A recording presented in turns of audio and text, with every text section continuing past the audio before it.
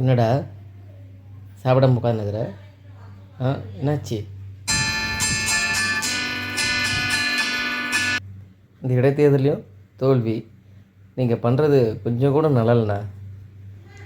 நான் என்னடா பண்ணேன்? எதுக்கு எடுத்தாலும் போராட்டம் பண்ணுறது முதலாள நீங்கள் தான் நிற்கிறீங்க. விமான நிலையம் வரக்கூடாதுன்னு போராடுறீங்க. 8 வழிச்சாலைக்காகவும் போராடுறீங்க. நீட்டு அதுவும் வரக்கூடாதுன்னு அதுக்காகவும் போராடுறீங்க. விவசாயிக்கு போராடுறீங்க, ஆசிரியருக்காக போராடுறீங்க, தொழிலாளருக்காக போராடுறீங்க. ஆனால் இப்போ கூட கரண்ட் பில்லு ஏறிச்சின்னு அதுக்காகவும் போராடின முதலாளி நீங்கள் தானே. இதெல்லாம் தெரிஞ்சு யார் வந்த இதெல்லாம் வருமோ அவங்கக்கிட்டேயே காசை வாங்கி அவங்களுக்கு ஓட்டு போடுறாங்க இந்த மக்களே. இதுங்கெல்லாம் திருந்துமா? இதுங்களுக்கு பட்டால் தானே தெரியும். நம்ம போராடலாம் நம்ம இனம மொழியை அழிஞ்சிருந்தா.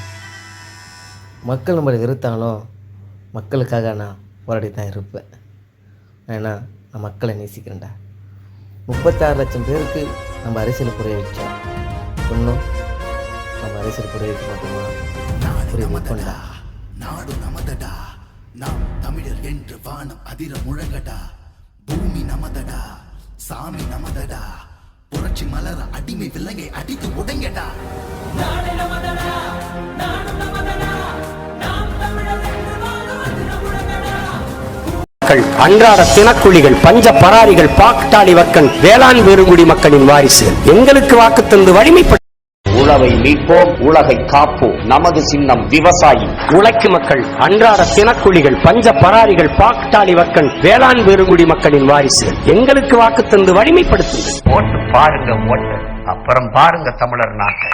வெல்ல போகிறான் விவசாயி. நமது சின்னம் விவசாயி.